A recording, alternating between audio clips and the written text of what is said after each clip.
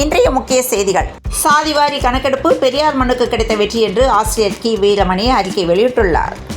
விவசாயியின் தற்கொலைக்கு காரணமான தனியார் வங்கி மீது நடவடிக்கை எடுக்குமாறு தமிழக அரசுக்கு பாமக தலைவர் அன்புமணி ராமதாஸ் கோரிக்கை விடுத்துள்ளார். நான் தொண்டனாகவே இருந்து பணியாற்ற விரும்புகிறேன். அதிமுக வெற்றி பெற வேண்டும் என்ற நோக்கத்தோடு பணியாற்றுகிறேன் என்றும் ஈரோடு மாவட்டம் ஆசனூரில் நடைபெற்ற மே தின பொதுக்கூட்டத்தில் முன்னாள் அமைச்சர் செங்கோட்டையன் பேசியுள்ளார். நீலகிரி மாவட்டம் ஊட்டியில் நிலவும் இதமான காலநிலையை அனுபவிக்கவும் இயற்கை காட்சிகளை கண்டு ரசிக்கவும் தமிழகத்தின் பல்வேறு மாவட்டங்கள் மட்டுமின்றி வெளி மாநிலங்களில் இருந்தும் ஏராளமான சுற்றுலா பயணிகள் குவிந்து வருகின்றனர். இந்நிலையில் இ-பாஸ் சர்வரில் சிக்கல் ஏற்பட்டதால் சுற்றுலா பயணிகள் அவதியுற்றனர். தமிழகத்தின் முக்கிய சுற்றுலா தலமான ஒகேனக்கலுக்கு கர்நாடகா, ஆந்திரா, கேரளா, புதுச்சேரி உள்ளிட்ட பல்வேறு மாநிலங்களில் இருந்தும் சேலம், தருமபுரி, கிருஷ்ணகிரி உள்ளிட்ட பல்வேறு மாவட்டங்களில் இருந்தும் தினமும் ஏராளமான சுற்றுலா பயணிகள் வந்து செல்வது வழக்கம். இந்நிலையில் மே தின விடுமுறையொட்டி இன்று ஒகேனக்கலில் சுற்றுலா பயணிகள் குவிந்தனர். காஷ்மீரின் பஹல்காம் சுற்றுலா தலத்தில் கடந்த 22ஆம் தேதி பயங்கரவாதிகள் நடத்திய கொடூர தாக்குதலில் 20 பேர் கொல்லப்பட்ட சம்பவம் நாடு முழுவதும் பெரும் அதிர்வலைகளை ஏற்படுத்தியுள்ளது. இந்த தாக்குதல் சம்பவத்தின் எதிரொலியாக நாடு முழுவதும் உள்ள பிற நகரங்களில் போலீசார் கண்காணிப்பு பணிகளை தீவிரப்படுத்தியுள்ளனர். சென்னையில் IPL கிரிக்கெட் சூதாட்டம் நடப்பதாக கீழ்ப்பாக்கம் துணை கமிஷனரின் தனிப்படை போலீசாருக்கு ரகசிய தகவல் கிடைத்தது. அதன் பேரில் போலீசார் கிரிக்கெட் சூதாட்டத்தில் ஈடுபட்ட 2வரை முதலில் பிடித்து விசாரித்த நிலையில் 3 பேர் சிக்கியுள்ளனர்.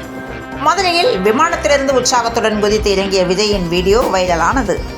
அட்சய திருதியை நாளில் தங்கம் வாங்கினால் செல்வம் பெருகும் என்ற நம்பிக்கையால் நகைகள் வாங்குவதை பெரும்பாலானோர் வழக்கமாக கொண்டுள்ளனர். இதையடுத்து நேற்று அட்சய திருதியை நாளில் தமிழகம் முழுவதும் பல நகை கடைகளில் வாடிக்கையாளர்களுக்கு பல்வேறு சலுகைகளும் வழங்கப்பட்டன. இதனால் சிறு சிறு நகை கடைகள் முதல் பெரிய பெரிய நகை கடைகள் வரை கூட்டமலை மோதியது. நள்ளிரவு வரை பல நகை கடைகளில் விற்பனை நடைபெற்றது.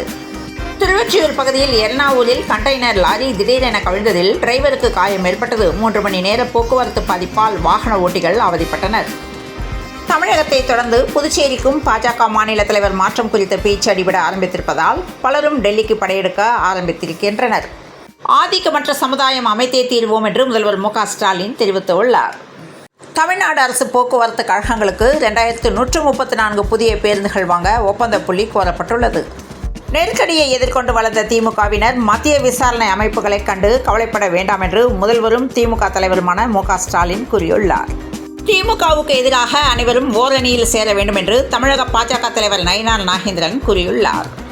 ஸ்டெர்லைட் ஆலைக்கு எதிரான போராட்டத்தின் போது தூத்துக்குடியில் 2018 நிகழ்ந்த துப்பாக்கி சூடு சம்பவத்தில் தொடர்புடைய காவல்துறை அதிகாரிகள் மற்றும் வருவாய்த்துறை அதிகாரிகளின் சொத்து விவரங்கள் குறித்து விசாரணை நடத்துமாறு தமிழக லஞ்ச ஒழிப்புத்துறைக்கு சென்னை உயர்நீதிமன்றம் பிறப்பித்திருந்த உத்தரவுக்கு விதிக்கப்பட்ட தடை தொடரும் என்றும் உச்சநீதிமன்றம் புதன்கிழமை கூறியது. மேலும் இந்த விவகாரத்தை தகுதியின் அடிப்படையில் விசாரிக்குமாறும் உயர்நீதிமன்றத்திற்கு உச்சநீதிமன்றம் அறிவுறுத்தியுள்ளது. மதுரை மாவட்ட ஆட்சியர் சங்கீதாவை பணியிட மாற்றம் செய்ய கோரி விடுதலை சிறுத்தைகள் கட்சி சார்பில் வேலூர் அருகே சிட்டம்பட்டி டோல்கேட் முன்பு இன்று சாலை மறியல் போராட்டம் நடைபெற்றது. சாலை சீரமைப்பு பணிகளுக்காக 300 கோடி ரூபாய்க்கு கடன் வாங்க சென்னை மாநகராட்சி திட்டமிட்டுள்ளது. மேலும் பொதுமக்களின் குறைகளை நிவர்த்தி செய்ய சென்னை மாநகராட்சி தகவல் தொழில்நுட்ப மையம் சார்பில் வாட்ஸ்அப் தளம் உருவாக்கவும் தீர்மானிக்கப்பட்டுள்ளது. சந்தையில் விற்கப்படும் திரவ உப்பு சர்க்கரை கரைசல் பானங்கள் வயிற்றுப்போக்கையும் நீரிழிப்பையும் அதிகரிக்க செய்யும். எனவே பொதுமக்கள் தரமான ORS பொட்டலங்களை மட்டுமே பயன்படுத்த வேண்டும் என்று தமிழக பொது சுகாதாரத்துறை இயக்குநர் செல்வ விநாயகம் தெரிவித்துள்ளார். பாதுகாப்பு குழுவினரின் வாகனங்களில் ஏறுவது, குதிப்பது, பயணத்தின் போது இருசக்கர வாகனங்களில் தலைக்கவசமின்றி வேகமாக பின்தொடர்வது போன்ற செயல்களில் தொண்டர்கள் ஈடுபடக்கூடாது என தமிழக வெற்றி கழக தலைவர் விஜய் கேட்டுக்கொண்டுள்ளார். முன்னாள் குடியரசுத் தலைவர் அப்துல் கலாமின் ஆவணங்களை அவருடைய குடும்பத்தினர் தேசிய ஆவண காப்பகத்தில் ஒப்படைத்தனர். மத்திய அமைச்சரவையின் சாதிவாரி மக்கள் தொகை கணக்கெடுப்பு அறிவிப்புக்கு அரசியல் கட்சி தலைவர்கள் வரவேற்பு தெரிவித்துள்ளனர். அமைப்பு சாரா தொழிலாளர்களுக்கான குறைந்தபட்ச கூலி தொடர்பாக அரசு பிறப்பித்துள்ள ஆணையை அமல்படுத்த வலியுறுத்தி புதுச்சேரியில் தூய்மை பணியாளர்கள் போராட்டத்தில் ஈடுபட்டனர். சோழவரம் அருகே தேசிய நெடுஞ்சாலையில் சென்ற காரின் இன்ஜினில் திடீரென தீப்பற்றி எரிந்த நிலையில் அதில் இருந்தவர்கள் கீழே இறங்கியதால் அதிர்ஷ்டவசமாக உயிர் தப்பினர். சென்னை பெருநகர காவல்துறையில் புலன் விசாரணை காவல் அதிகாரிகள், ஆளுநர்கள் நீதிமன்ற சாட்சியம் அளிக்க எழும்பூரில் தனி வீடியோ கான்ஃபரன்ஸ் அறையை கூடுதல் காவல் ஆணையாளர் தொடங்கி வைத்தார். எண்ணூர் துறைமுகத்தில் கப்பலில் இருந்து நிலக்கரி இறக்குவதற்காக நிறுவப்பட்டுள்ள ரூபாய் 197 கோடி மதிப்பிலான புதிய இயந்திரங்களின் செயல்பாட்டை மின்வாரிய தலைவர் ஜே. ராதாகிருஷ்ணன் தொடங்கி வைத்தார்.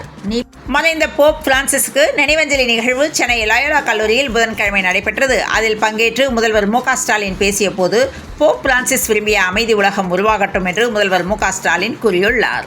வெயிலில் பாதுகாப்புடன் இருக்குமாறு பொது சுகாதாரத்துறை அறிவித்துள்ளது. இந்து சமய அறநிலையத்துறை சார்பில் கட்டப்பட்டு வரும் புதிய திருமண மண்டபம், பள்ளி கூடுதல் வகுப்பறை கட்டடங்கள், கல்லூரி புதிய கட்டடம் ஆகியவற்றின் கட்டுமான பணிகளை அமைச்சர் சேகர் பாபு இன்று பார்வையிட்டு ஆய்வு செய்தார். டிஎன்பிஎஸ்சி குரூப் 4 தேர்வுக்கான இலவச பயிற்சி வகுப்புகள் மாவட்ட வேலைவாய்ப்பு அலுவலகத்தில் மே 6ஆம் தேதி முதல் தொடங்க உள்ளதாக ஆட்சியர் தெரிவித்துள்ளார். கர்நாடகாவில் ஹூப்பள்ளி ஹவேரி சாலையில் அரசு பேருந்து டிரைவர் ஒருவர் சாலையோரமாய் பேருந்தை நிறுத்திவிட்டு தொழுகை செய்யும் வீடியோ ஒன்று வைரலாகி வருகிறது. அந்த வீடியோவில் டிரைவர் சீட்டிற்கு பின் இருக்கும் பயணிகள் சீட்டில் டிரைவர் தொழுகை செய்வது போல் உள்ளது. பஸ்ஸை பாதியில் நிறுத்தி டிரைவர் தொழுகை செய்ததால் அமைச்சரின் அதிரடி நடவடிக்கை மேற்கொண்டுள்ளார். இந்தியாவுக்கு 11,000 கோடி மதிப்பில் ராணுவ தளவாடங்களை விற்க அமெரிக்கா ஒப்புதல் வழங்கியுள்ளது. பஹல்காம் தாக்குதல் பயங்கரவாதத்துக்கு பதிலடி கொடுக்கப்படும் என்று மத்திய அமைச்சர் அமித்ஷா தெரிவித்துள்ளார். மூத்த காங்கிரஸ் தலைவரும் முன்னாள் மத்திய அமைச்சருமான கிரிஜா வியாஸ் வயது 79 குஜராத்தின் அகமதாபாத்தில் உள்ள ஒரு மருத்துவமனையில் காலமானதை அவரது குடும்பத்தினர் உறுதிப்படுத்தியுள்ளனர். மணிப்பூரில் குடியரசுத் தலைவர் ஆட்சி அமல்படுத்தப்பட்டு 3 மாதங்கள் நெருங்கும் நிலையில் அங்கு அமைதியையும் இயல்பு நிலையையும் மீட்டெடுக்க உடனடியாக மக்கள் ஆட்சியை நிறுவ கோரி ஆளும் தேசிய ஜனநாயக கூட்டணியைச் சேர்ந்த 21 சட்டமன்ற உறுப்பினர்கள் பிரதமர் மோடி, மத்திய உள்துறை அமைச்சர் அமித்ஷாவுக்கு கடிதம் எழுதியுள்ளனர். பாகிஸ்தான் ராணுவ தளபதி அசீம் முனீர் 2 நாடு கொள்கையை பற்றி பேசி ஆத்திரத்தை தூண்டிவிட்டு உள்ளார் என ஜம்மு காஷ்மீர் முன்னாள் முதல்வர் ஃபரூக் அப்துல்லா கூறியுள்ளார். இந்திய ராணுவத்தில் மீண்டும் இந்துஸ்தான் ஏரோநாட்டிக்கல் நிறுவனத்தின் துருவ் ஹெலிகாப்டர் இணைகிறது. விரைவில் இந்திய ராணுவத்தில் துருவ் ஹெலிகாப்டர்கள் இயக்கப்படும் என அறிவிக்கப்பட்டுள்ளது. சிறந்த டிஜிட்டல் கடிகார வடிவமைப்புக்கான போட்டியில் வெற்றி பெறுபவருக்கு ரூபாய் 5 லட்சம் பரிசு வழங்கப்படும் என்று இந்திய ரயில்வே அறிவித்துள்ளது. பஞ்சாப் அணிக்கு எதிரான போட்டியில் அஸ்வின், ஜடேஜா, நூர் அகமது கூட்டணியுடன் களமிறங்கி இருந்தால் சென்னை அணி வெற்றி பெற்றிருக்கும் என ஹர்பஜன் சிங் தெரிவித்துள்ளார். மேட்ரிட் ஓபன் டென்னிஸ் 2வது சுற்றில் போபண்ணா ஜோடி தோல்வி அடைந்தது.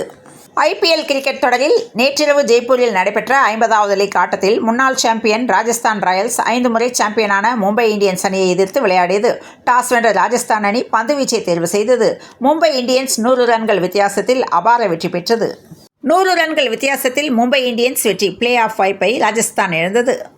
14 வயதில் அதிவேக சதம். அடுத்த போட்டியில் டக் அவுட்டான வைபவ் சூரியவன்ஷி. சென்னையில் இன்று 22 கேரட் ஆபரண தங்கத்தின் விலை ஒரு சவரன் 70,200 ரூபாய்க்கும் 1 கிராம் 8,775 ரூபாய்க்கும் விற்பனையாக உள்ளது. தமிழகத்தில் அண்மையாகவே கோடை காலம் தொடங்கி கோடை வெயில் வாட்டி வதைத்து வரும் நிலையில் சில இடங்களில் கோடை மழை பொழிந்து வருகிறது. அந்த வகையில் தருமபுரி மாவட்டம் பொம்மிடி, பாப்பிரெட்டிப்பட்டி, கடத்தூர் பகுதியில் நகர் மற்றும் சுற்றுவட்டார பகுதிகளில் இன்று பலத்த காற்றுடன் ஆலங்கட்டி மழை பொழிந்தது. தொடர்ந்து இணைந்திருங்கள் பிரபாஸ் கதமம் செய்திகளுடன். மீண்டும் மற்றொரு செய்தியில் சந்திப்போம். நன்றி, வணக்கம்.